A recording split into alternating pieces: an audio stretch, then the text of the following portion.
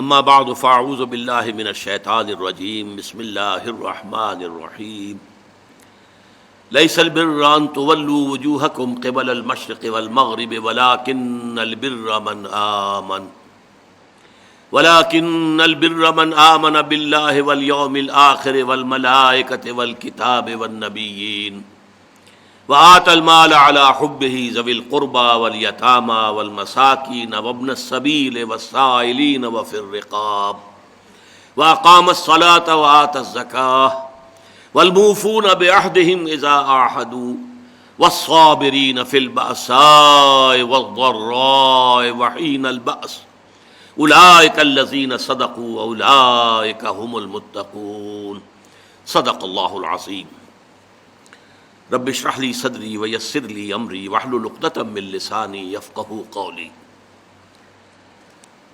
آیہ بر کے بارے میں کچھ تمہیدی گزارشات بھی پہلے بھی آ چکی تھیں اور پچھلی نشست میں ہم نے پھر اجمالاً ان کا اعادہ کیا۔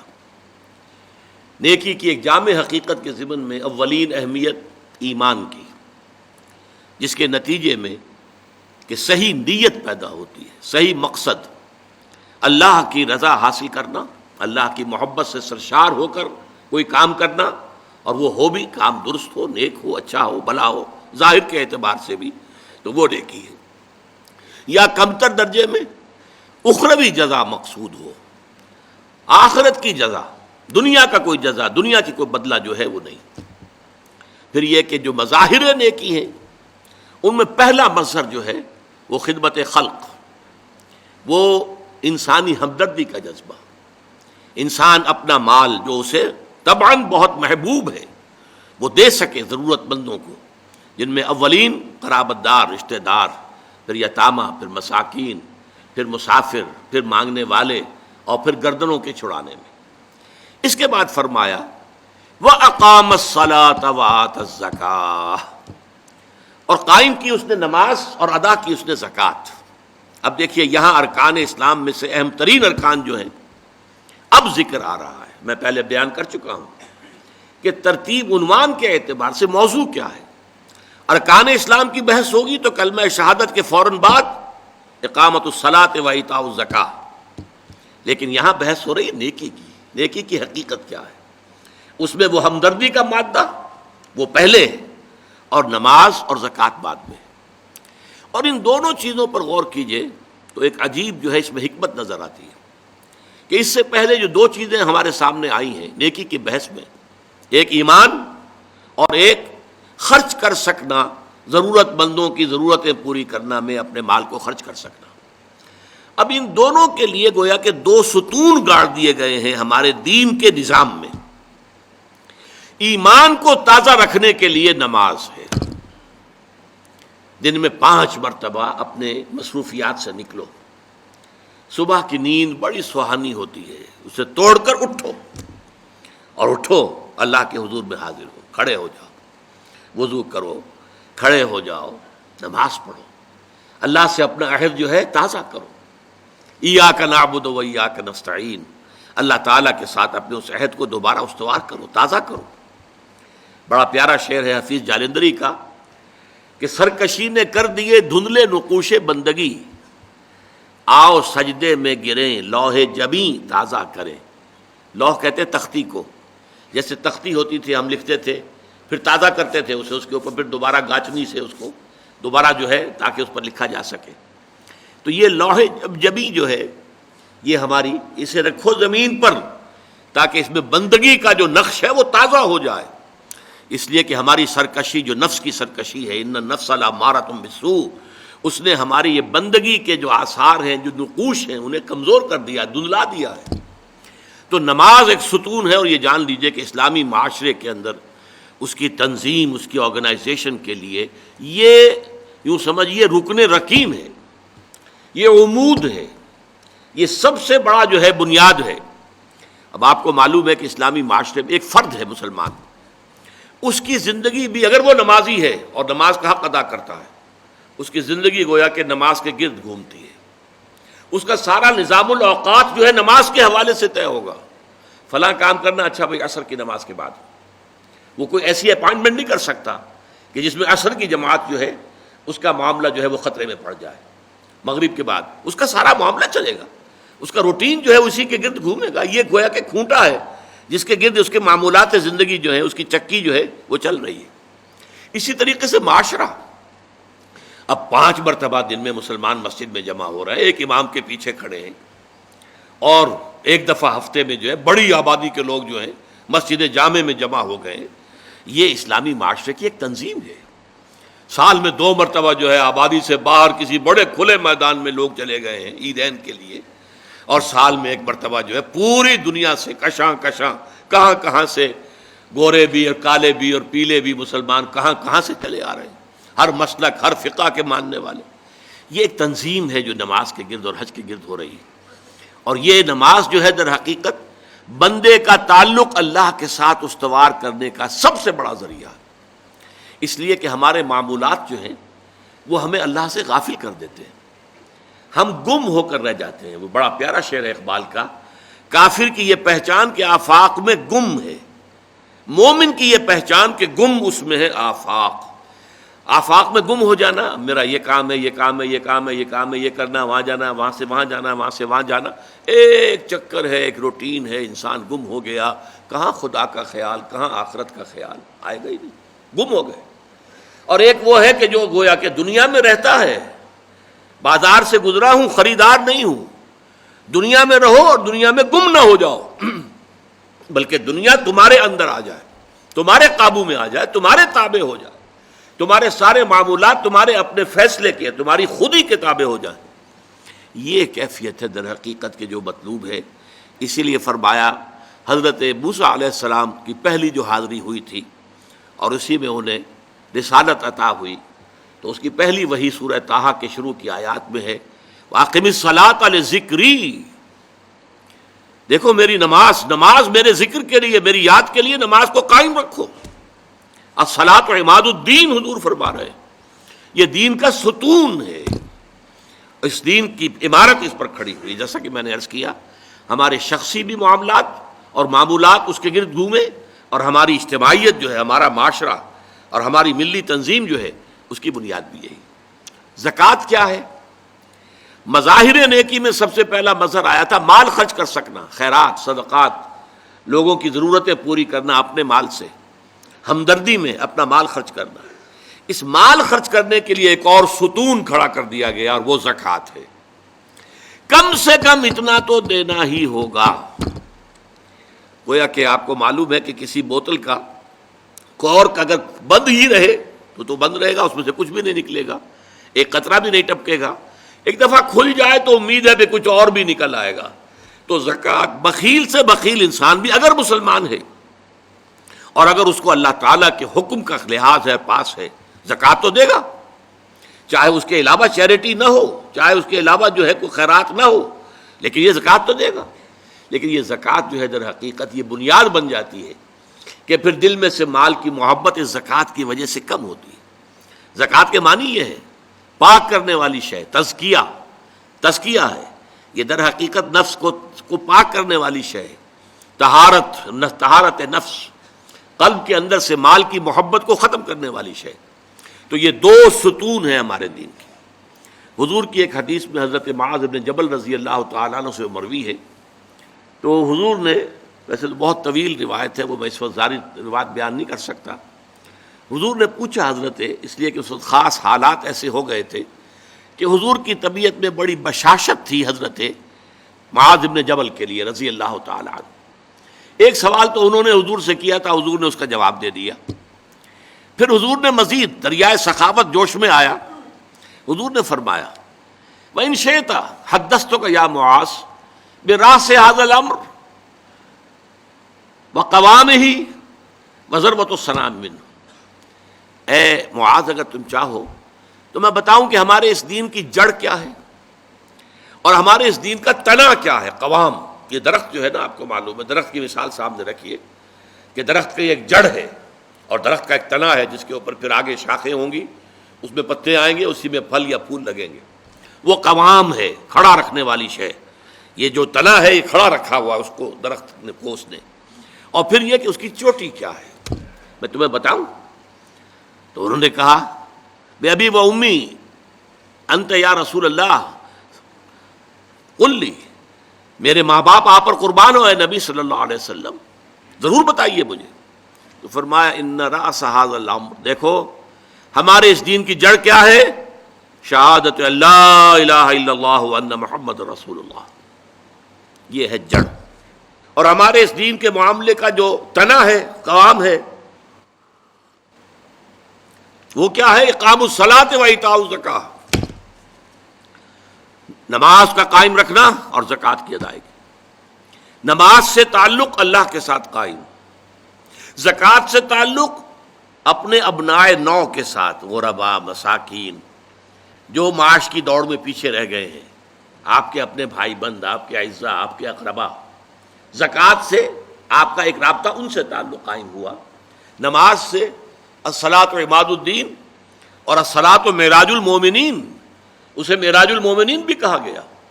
نماز سے تعلق اللہ کے ساتھ، زکوٰۃ سے تعلق خلق خدا کے ساتھ، اللہ تعالیٰ کے بندوں کے ساتھ۔ اور یہاں زکوٰۃ کا جو لفظ آ گیا تو نوٹ کیجئے، پہلے جو فرمایا تھا وَآتَ الْمَالَ عَلَىٰ حُبِّهِ ذَوِي الْقُرْبَىٰ وَالْيَتَامَىٰ وَالْمَسَاكِينَ وَابْنَ السَّبِيلِ وَالسَّائِلِينَ وَفِي الرِّقَابِ، اور یہاں فرمایا وَآتَ الزَّكَاةَ، اس کا مطلب یہ دو علیحدہ چیزیں ہیں۔ پہلے جو فرمایا ہے وہ نفل ہے، وہ ادا کرنا ہے زکوٰۃ کے علاوہ۔ اس لیے ایک حدیث میں بھی آتا ہے، حضور نے فرمایا صلی اللہ علیہ وسلم ان فی المال لحقا سوی الزکاۃ، دیکھو مسلمانوں یہ نہ سمجھ بیٹھنا کہ تم نے اپنے مال میں سے زکوٰۃ نکال دی تو بس اللہ کا حق پورا نکل گیا، نہیں نہیں، ان فی المال لحقا سوی الزکاۃ، تمہارے اموال میں اللہ کا حق ہے زکوٰۃ کے علاوہ بھی۔ اور پھر آپ نے وہ آیت پڑھی وَآتَ الْمَالَ عَلَىٰ حُبِّهِ ذَوِي الْقُرْبَىٰ وَالْيَتَامَىٰ وَالْمَسَاكِينَ وَابْنَ السَّبِيلِ وَالسَّائِلِينَ وَفِي الرِّقَابِ وَأَقَامَ الصَّلَاةَ وَآتَى الزَّكَاةَ، اس نے جو ہے مال دیا اس کی محبت کے علی رغم قرابت داروں کو، یتیموں کو، مسکینوں کو، اور مسافروں کو، مانگنے والوں کو، اور گردنوں کے چھڑانے میں، اور قائم کی نماز اور ادا کی زکوٰۃ۔ تو زکوٰۃ ایک فرض شے ہے، اور وہ جو پہلے بیان ہوا ہے وہ نفل ہے، وہ اضافی ہے، وہ زکوٰۃ کے علاوہ ہے، وہ زکوٰۃ کا حصہ نہیں ہے، بلکہ در حقیقت اس جذبے کو سسٹین کرنے کے لیے زکوٰۃ کی حیثیت ایک ستون کی ہے، جیسے ایمان کو تازہ رکھنے کے لیے نماز کی حیثیت ایک ستون کی ہے، الصلاۃ و عماد الدین، اسی طریقے سے انفاق اللہ کی راہ میں مال خرچ کر سکنے کی صلاحیت جو ہے اس کو برقرار رکھنے کے لیے زکوٰۃ کی عبادت فرض کی گئی۔ اب اس کے بعد آئیے وَالْمُوفُونَ بِعَهْدِهِمْ إِذَا عَاهَدُوا، اور وہ لوگ کہ جو اپنے معاہدوں کو پورا کرنے والے ہوں جبکہ وہ عہد کر لیں۔ ایفاء عہد، اس کی کیا اہمیت ہے؟ ایک حدیث حضور کے جو خادم خاص تھے حضرت انس بن مالک رضی اللہ تعالی عنہ، تقریباً 9 برس تک مدنی زندگی جو ہے اس میں وہ حضور کے ذاتی خادم کی حیثیت سے رہے، اور ان کا کہنا یہ ہے کہ قلما خطبنا رسول اللہ صلی اللہ علیہ وسلم الا قال لا ایمان لمن لا امانۃ له ولا دین لمن لا عہد له، کہتے ہیں شاذ ہی کبھی ایسا ہوا ہوگا کہ حضور نے ہمیں خطبہ ارشاد فرمایا ہو کسی بھی موقع پر، اور اس میں یہ الفاظ مبارکہ آپ نے نہ فرمائے ہوں کہ اس شخص کا کوئی ایمان نہیں جس میں امانت داری کا وصف نہیں، اور اس شخص کا کوئی دین نہیں جس میں ایفاء عہد نہیں۔ کیوں؟ دین بھی نام ہے اللہ سے اپنے ایک عہد کو پورا کرنے کا۔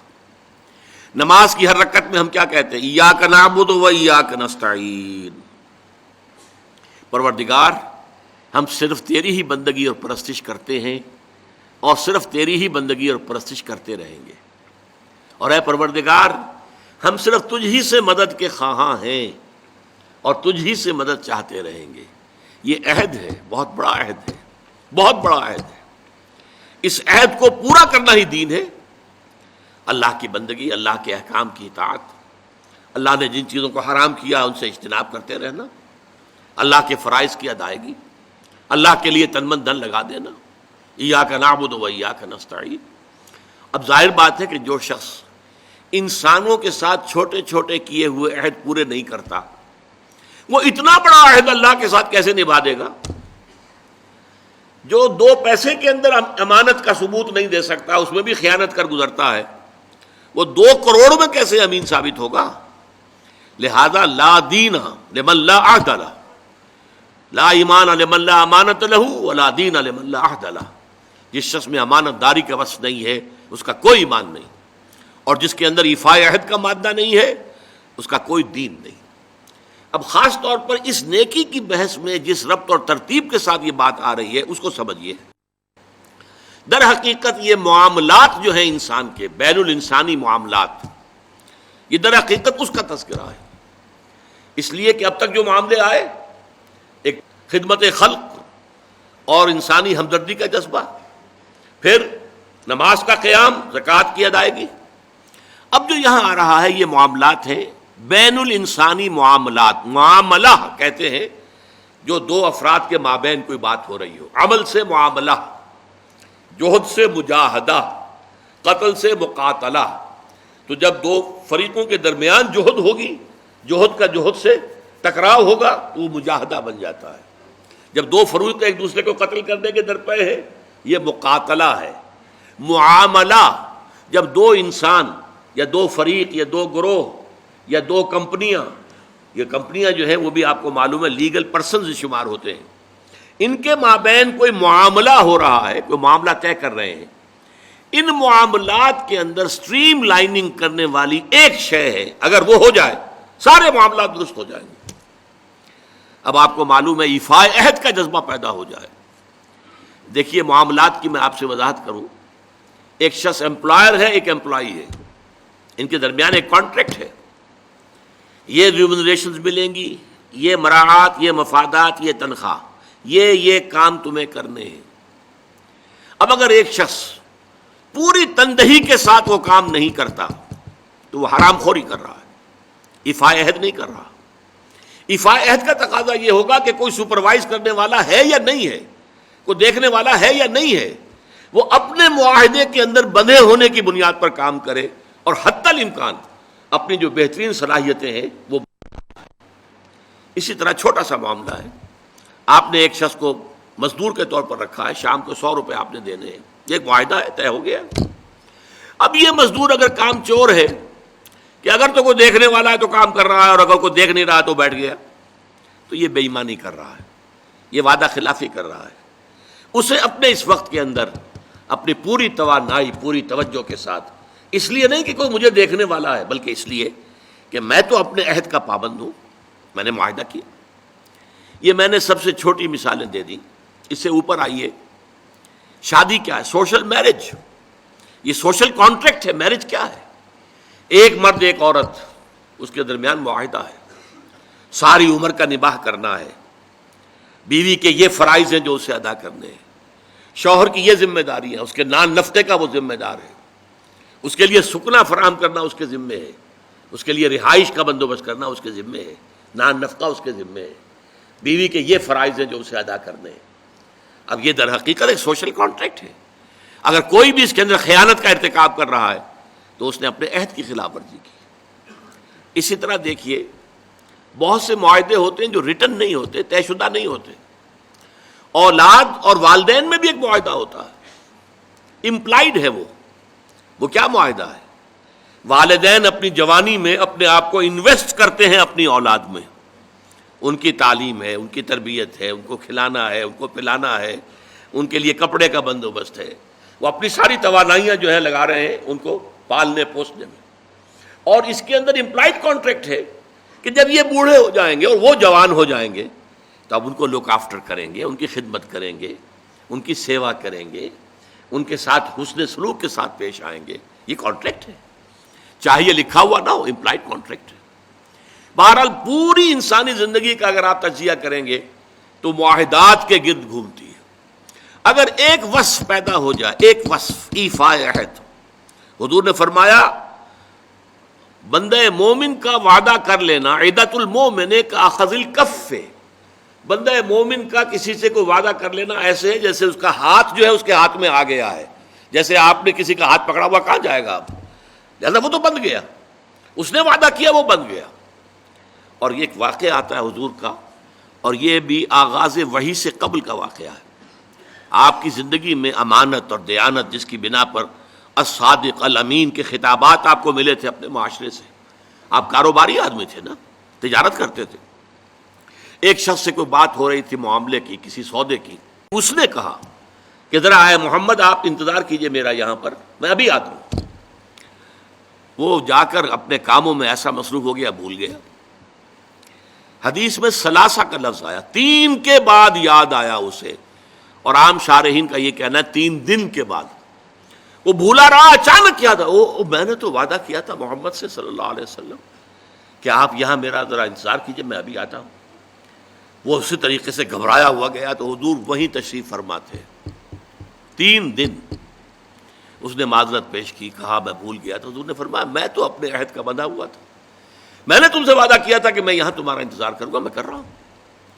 تو یہ ہے اصل میں، اور جیسا کہ قرآن مجید میں اسی سورہ بنی اسرائیل میں آیا ہے، ان العہد کان مسئولا، یہ عہد جو ہے اس کی تو اللہ تعالیٰ کیا مسئولیت ہے، جواب دہی ہوگی، پوچھ گچھ ہوگی۔ تو یہ ہے معاملات انسانی میں نیکی کا وہ جذبہ جو ہے، وہ خاص طور پر جو ظاہر ہوگا وہ ایفائے عہد کے حوالے سے تمام معاملات، بین الانسانی تعلقات اور تمام معاملات کے اندر اسٹریم لائننگ کر دے گا۔ اب آئیے آخری بات آ رہی ہے، وَالصَّابِرِينَ فِي الْبَأْسَاءِ وَالضَّرَّاءِ، یہاں صابرون نہیں کہا، موفون نہیں۔ اس کا کیا مطلب ہے؟ یہاں پر در حقیقت کچھ الفاظ محذوف ہیں، وَأَخُصُّ بِذِكْرِ الصَّابِرِينَ، اور خاص طور پر میں ذکر کرنا چاہتا ہوں صبر کرنے والوں کا۔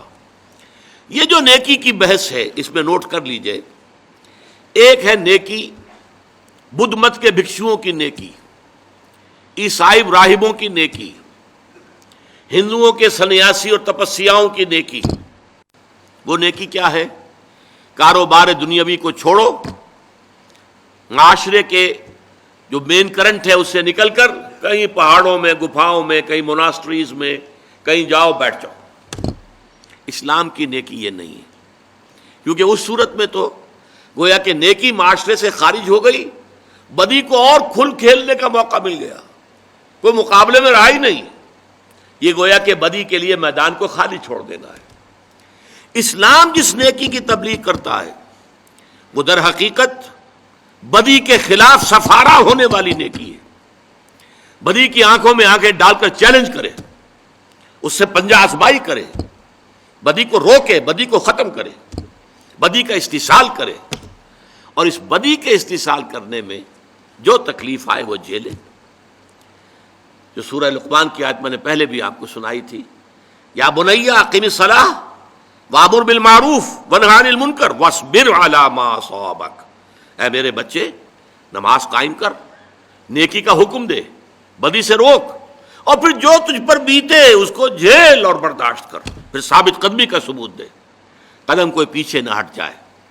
تو اسلام کی نیکی جو ہے وہ اس طرح کی نیکی نہیں، پیسیو نیکی نہیں ہے، ایکٹیو نیکی ہے، وہ آگے بڑھنے والی نیکی ہے، وہ ماحول کو بدی سے خالی کرنا چاہتی ہے، وہ یہاں نیکی کا غلبہ چاہتی ہے، بدی کا استحصال کرنا چاہتی ہے، اور اس جد و جہد میں اس کے اوپر جو تکلیف آئے، جو مصیبت آئے، وَالصَّابِرِينَ وَأَخُصُّ بِذِكْرِ الصَّابِرِينَ، اصل جو میدان ہے نیکی کا، جس کے اندر فیصلہ ہوگا نیکی ہے یا نہیں ہے، یہ دکھاوے کی نیکی ہے یا حقیقت کی نیکی ہے، وہ تو در حقیقت اس کا ٹیسٹ جو ہے، لٹمس ٹیسٹ، وہ تو آئے گا اگر احقاق حق کے لیے تکلیفیں جھیلنے کو تیار ہو، اگر ابطال باطل کی جد و جہد میں قربانیاں دینے کے لیے تیار ہو، اگر اس کے لیے تن من دھن قربان کر دینے کے لیے تیار ہوں، تب تو نیکی ہے، ورنہ یہ نیکی کا ڈھونگ ہے، یہ نیکی کا صرف ایک ظاہری سا ہے۔ جیسے کہ میں نے عرض کیا تھا، بعض آج کل ہوتے ہیں ایسے ہیٹرز کہ نیچے جو ہے نظر آتا ہے انگارے دہکتے ہوئے، حالانکہ وہ بالکل کچھ بھی نہیں، ان میں آگ ہے ہی نہیں، انگارے ہے ہی نہیں، نظر آ رہے ہیں انگارے۔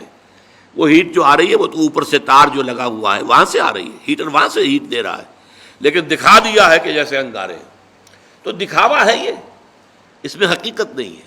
اس کا اصل ٹیسٹ کیا ہے؟ وَالصَّابِرِينَ فِي الْبَأْسَاءِ وَالضَّرَّاءِ وَحِينَ الْبَأْسِ، اور وہ جو خاص طور پر صبر کرنے والے ہیں۔ بادشاہ جب جمع میں آتا ہے تو یہ فقر و فاقہ، بھوک کی سختی، جیسے کہ سورہ بقرہ ہی میں چند رکوع پہلے ہی وہ آیت آ چکی ہے، وَلَنَبْلُوَنَّكُم بِشَيْءٍ مِّنَ الْخَوْفِ وَالْجُوعِ وَنَقْصٍ مِّنَ الْأَمْوَالِ وَالْأَنفُسِ وَالثَّمَرَاتِ وَبَشِّرِ الصَّابِرِينَ۔ اور ہم اے اہل ایمان، اے ایمان کے دعوے دارو، تمہیں لازماً آزمائیں گے، خوف سے بھی اور بھوک سے اور مال اور جانی نقصان سے، اور اے نبی بشارت دے دیجئے صبر کرنے والے۔ تو یہ تو ہے بھوک، فقر و فاقہ۔ آپ کو معلوم ہے، میں نے پہلے ذکر بھی کیا تھا، جیسے اسرا کے اندر تب غزوہ تبوک کے دوران کس قدر شدید بھوک کی کیفیت تھی مسلمانوں پر۔ ایسے بھی مواقع آئے ہیں کہ تین مسلمانوں کے لیے 24 گھنٹے کا راشن ایک کھجور ایک صحابی نے، ایک مسلمان نے منہ میں رکھ کے تھوڑی دیر چوس لی، پھر دوسرے کو دے دی، پھر دوسرے نے چوس لی، کچھ گلوکوز پہلے کو مل گیا، کچھ دوسرے کو مل گیا، پھر تیسرے کو مل گئی۔ یہ بھی آیا۔ اب جھیلنا، اسے برداشت کرنا۔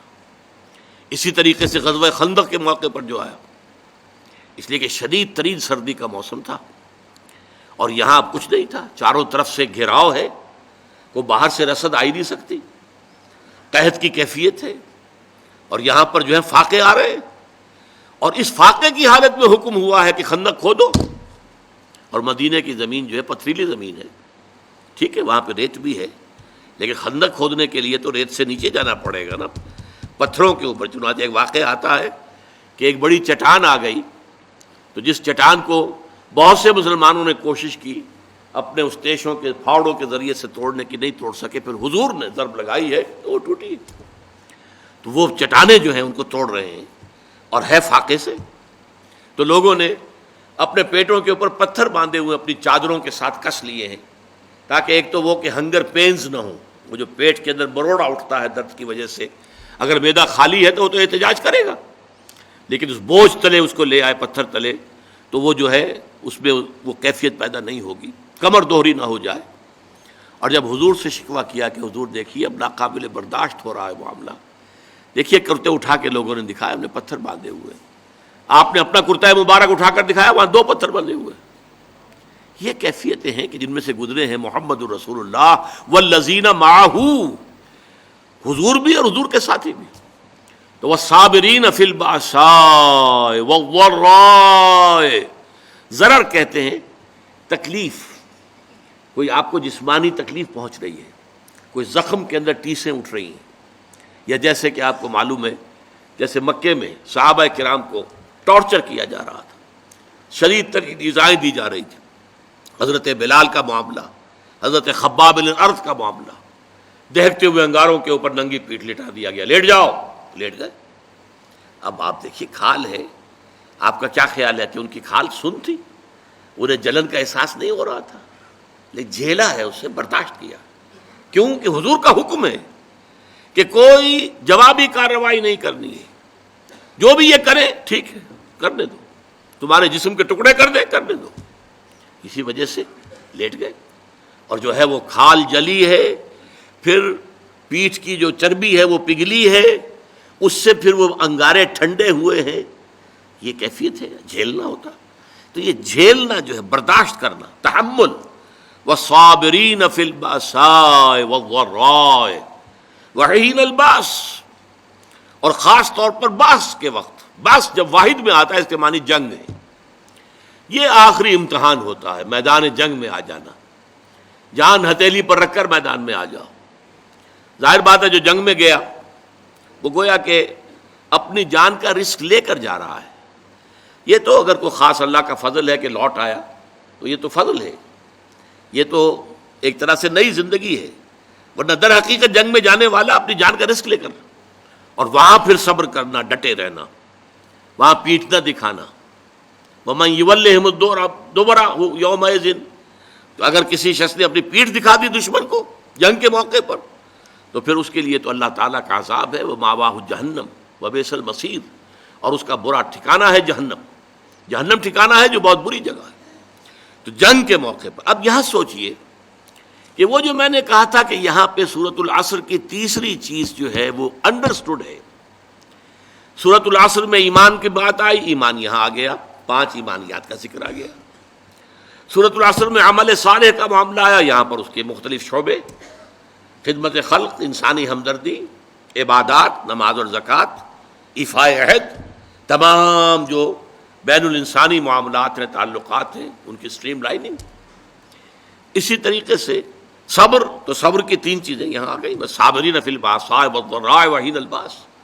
لیکن یہاں پر وہ تواصوا بالحق کے ضمن میں اصطلاح لفظاً کوئی شے یہاں مذکور نہیں ہے. میں کہتا ہوں کہ وہ امپلائڈ ہے. کیوں؟ اس سوال کا جواب کیا ہے؟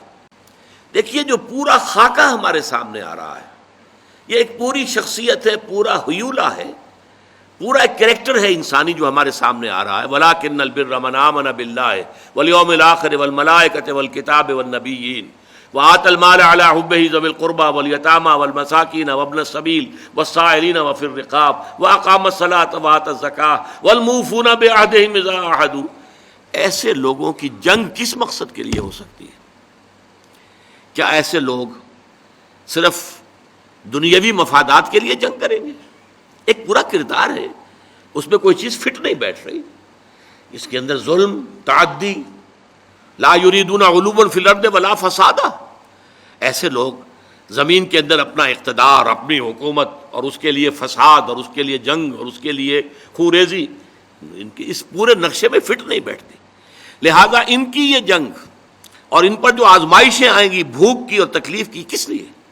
یہ احقاق حق کے لیے، تواصی بالحق کے لیے، حق کا بول بالا کرنے کے لیے، اقامت دین کی جد و جہد کے لیے. اس لیے کہ سب سے بڑا حق کیا ہے؟ یہ زمین اللہ کی ہے اور اس پر اسی کا حکم چلنا چاہیے. یہ ہے سب سے بڑا حق. میں نے عرض کیا تھا سب سے چھوٹا حق یہ بھی ہو سکتا ہے کہ بچے گلی میں کھیل رہے ہیں اور آپ ان سے کہیں کہ بیٹے یہ جگہ نہیں ہے کھیلنے کی، میدان میں جا کر کھیلو. تمہاری گیند سے یا تمہاری گلی سے کسی گاڑی کا شیشہ ٹوٹ جائے گا اور اس پر بھی ریزنٹمنٹ ثابت آئے گی. بچے جو ہیں شاید آپ کو اپنی عزت سلامت لے کر وہاں سے جانا جو ہے وہ نصیب نہ ہو. اسی طریقے سب سے بڑا خیر کیا ہے؟ یہ زمین اللہ کی ہے. ان الارض للہ، زمین اللہ کی ہے، یہاں اس کا حکم چلنا چاہیے. جیسے کہ عیسائیوں کی جو لارڈز پریئر ہے اس میں الفاظ ہیں بڑے خوبصورت. Thy kingdom come, thy will be done on earth as it is in heavens. اے رب تیری حکومت، تیری بادشاہت زمین میں قائم ہو جائے، اور اے رب تیری مرضی جیسے آسمانوں میں پوری ہو رہی ہے. سورج تیرے حکم کا تابع ہے اور چاند تیرے حکم کا تابع ہے. اے پروردگار اسی طریقے سے زمین پر بھی تیرا ہی حکم چلے. یہ ہے سب سے بڑا حق. اس حق کے لیے میدان میں آنا.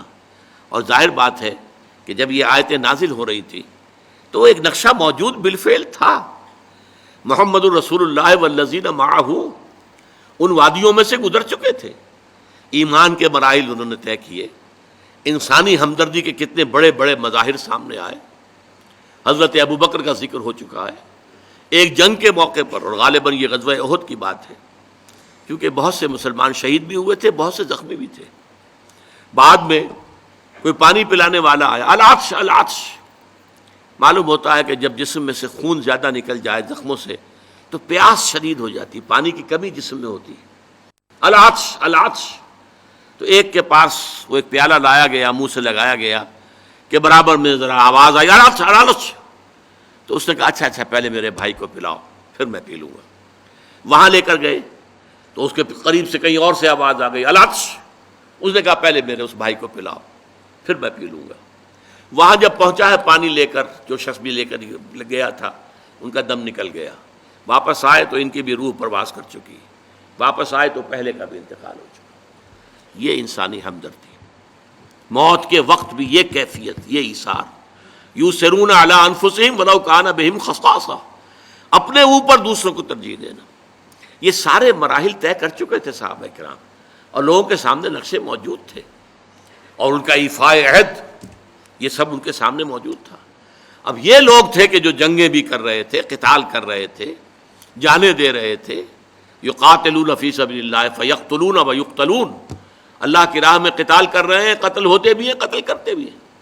تو یہاں پر گویا کہ یہ خود بخود اس ماحول کے حوالے سے بھی یہاں جو درمیان میں ایک خلا ہے وہ پر ہوتا ہے، اور دوسرے اس دلیل سے کہ یہ جنگ ظاہر بات ہے، دنیا میں کبھی بھی کسی نے اس کو اچھی بات تو نہیں کہا، لیکن یہ کہ یہ جب خیر کے لیے ہو، بھلائی کے لیے ہو، تواصی بالحق کے لیے ہو، احقاق حق کے لیے ہو، ابطال باطل کے لیے ہو، اللہ کے دین کے غلبے کے لیے ہو، اقامت دین کی جد و جہد کے لیے ہو، تو یہ کہ والصابرین فی الباساء والضراء وحین الباس اولئک الذین صدقوا واولئک هم المتقون، یہی ہیں وہ لوگ کہ جو راست باز ہیں، سچے ہیں، یعنی نیکی کا دعویٰ تو سبھی کر رہے ہیں، وہ جسم فروش عورتیں بھی کہ جو تازیوں کے ساتھ چلتی ہیں کالے کپڑے پہن کر، یا جو دھمال کھیلتی ہیں جا کر عرسوں میں، وہ بھی سمجھتی ہیں کہ ہم بڑا نیکی کا کام کر رہی ہیں،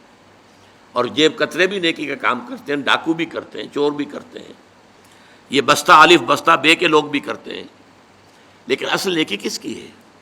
ایک مذہبی طبقے کی نیکی بھی ہے، ریچولز ہیں، رسومات ہیں، ظواہر ہیں، مظاہر ہیں، اندر سے کھوکھلے ہیں، جس کی کہ حضرت مسیح نے بہترین تشبیہ دی تھی یہود کے علماء کے لیے کہ تمہارا حال ان قبروں کے مانند ہے جن کے اوپر سفیدی کی ہوئی ہے، بہت اچھے، چادر بھی پڑی ہوئی ہے، لیکن اندر ان کے گلی سڑی ہڈیوں کے سوا کچھ نہیں ہے، تمہارے باطن میں تعفن ہے، مال کی محبت، دنیا کی محبت، جاہ کی محبت، دنیاوی اقتدار کی محبت، اس نے تمہیں اندھا کر دیا، اتنا اندھا کہ اللہ تعالیٰ کے عظیم ترین معجزے جو عطا کیے اللہ نے حضرت مسیح کو، ان کو بھی نہ دیکھ پائے، اللہ کے ایک عظیم رسول کو نہ پہچان پائے، اللہ کے ایک عظیم رسول کو کہہ دیا گیا ولد الزنا ہے، یہ معاذ اللہ صبح معاذ اللہ، نقل کفر نہ باشد، مرتد ہے، جادوگر ہے، کافر ہے، واجب القتل ہے، سولی پر چڑھا دیا جائے۔ یہ مذہبی طبقہ تھا جس نے یہ کام کیا، اور ایک طبقہ ہمارے ہاں وہ لبرل، جیسا کہ میں نے عرض کیا تھا، وہ کہتے ہیں بھائی سچ بولنا چاہیے، کام اپنا کرنا چاہیے، وعدہ پورا کر، باقی یہ نماز روزہ جو ہے یہ تو انفرادی معاملہ ہے، یہ انسان کا اور اللہ کا اپنا درمیانی معاملہ ہے۔ ان تمام چیزوں کو جس طریقے سے اس آیت میں جمع کر دیا گیا، اور ہر شے اپنی جگہ پر فٹ، نماز اور روزے کو درمیان میں تو لائے، نمبر ایک پر نہیں لائے، نمبر ایک پر وَآتَ الْمَالَ عَلَىٰ حُبِّهِ ذَوِي الْقُرْبَىٰ وَالْيَتَامَىٰ وَالْمَسَاكِينِ وَابْنَ السَّبِيلِ وَالسَّائِلِينَ وَفِي الرِّقَابِ، اور اس سے بھی پہلے اصل ایمان، موٹیویشن کیا ہے تمہارا؟ اب دیکھیے ہماری مجبوری کیا ہے، ہم انسانوں کی مجبوریاں ہیں دو، ایک تو یہ کہ ہم اعمال کے ظاہر پر حکم لگاتے ہیں، ہمیں باطنی تو نظر نہیں آتا، ہم کسی کا دل نہیں دیکھ سکتے، ہمیں نہیں معلوم اس کی نیت کیا ہے، اور کسی کی نیت پر بلا سبب شک کرنا، شبہ کرنا، اس کی ہمیں اجازت نہیں، لہذا ہم تو کہہ دیں گے یہ نیکی ہے، یہ نیکی کا کام ہے، ہم اس کی باطنی جو ہے، اس کا اصل پس منظر کیا ہے، اس کی اصل جذبہ محرکہ کیا، ہم نہیں جان سکتے۔ دوسرا معاملہ کیا ہے، ایک ہی شخص کے ہم کچھ اعمال کو کہتے ہیں یہ کام تو اس نے بڑی نیکی کی ہے، یہ کام اس کے بڑے برے ہیں، یہ بھی در حقیقت ہماری محدودیت ہے۔ حقیقت کے اعتبار سے انسانی شخصیت جو ہے ایک حیاتیاتی اکائی ہے۔ دیکھیے اگر آم کا درخت ہے تو آم لگے گا، اس میں نیمبو کیسے لگ جائے گا؟ آم لگے گا، نیم کی نمولی کیسے لگ جائے گی؟ اگر آپ ایک درخت میں دیکھتے ہیں کہ آم بھی لگا ہوا، نمولی بھی لگی ہوئی ہے، وہ کڑوی کسیلی نمولی بھی لگی ہوئی ہے اور میٹھا آم بھی لگا، آپ کیا کہیں گے؟ کیسے انہونی سی بات ہے۔ تو شخصیت تو ایک وحدت ہے، یا اس کے اندر خیر ہے یا شر ہے، شر ہے تو شر ہی ظاہر ہوگا، چاہے اس شر نے اوپر کوٹنگ لے لی ہو خیر کی، بظاہر نیکی کا ایک عمل کر رہا ہے، لیکن اس درخت کا، اس کی جڑ سے جو شر کی غذا اسے مل رہی ہے، اس اعتبار سے اس عمل کے اندر شر ہے، خیر نہیں ہے، چاہے ظاہری اعتبار سے خیر نظر آ رہا ہو۔ اسی طریقے سے جو شخص نیک ہے، اس کے عمل میں نیکی ہی نظر آئے گی، برائی نہیں ہوگی، البتہ اس میں ایک استثناء ہے، جو حقیقتاً نیک ہے، جو اس پیمانے پر پورا اتر رہا ہے، وَلَٰكِنَّ الْبِرَّ مَنْ آمَنَ بِاللَّهِ وَالْيَوْمِ الْآخِرِ وَالْمَلَائِكَةِ وَالْكِتَابِ وَالنَّبِيِّينَ الی آخر الآیہ، جو شخص اس پر پورا اتر رہا ہے اس سے بھی کبھی وقتی حالات کے تحت، وقتی اثرات کے تحت کوئی غلط کام سرزد ہو سکتا ہے۔ یہ نہ سمجھیے کہ اس سے کبھی بھی کوئی برائی جو ہے اس کا ظہور نہیں ہو سکتا، نہیں ہو سکتا ہے، لیکن فوراً توبہ کرے گا۔ اگر اس کے اندر نیکی ہے، وہ کسی بدی کو مستقل طور پر اپنی زندگی میں اپنے کردار کے اندر جگہ نہیں دے سکتا۔ اس کو آپ 2 اور 2 4 کی طرح جان لیجیے۔ وقتی آلات ہیں، وقتی اثرات پڑ گئے ہیں، یا جذبات کا کوئی طوفان امڈ آیا ہے وقتی طور پر، اور اس میں جو ہے آدمی سے کوئی غلط حرکت سرزد ہو گئی ہے، لیکن اگر نیک ہے اندر سے فی الواقع فوراً توبہ کرے گا۔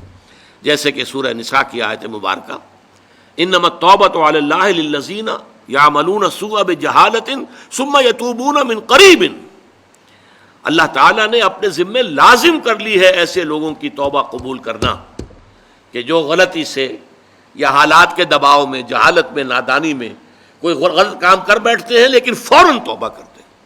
تو یہ فوری توبہ ہوگی، یہ نہیں ہوگا کہ بدی اور نیکی کا امتزاج مستقل طور پر ہو۔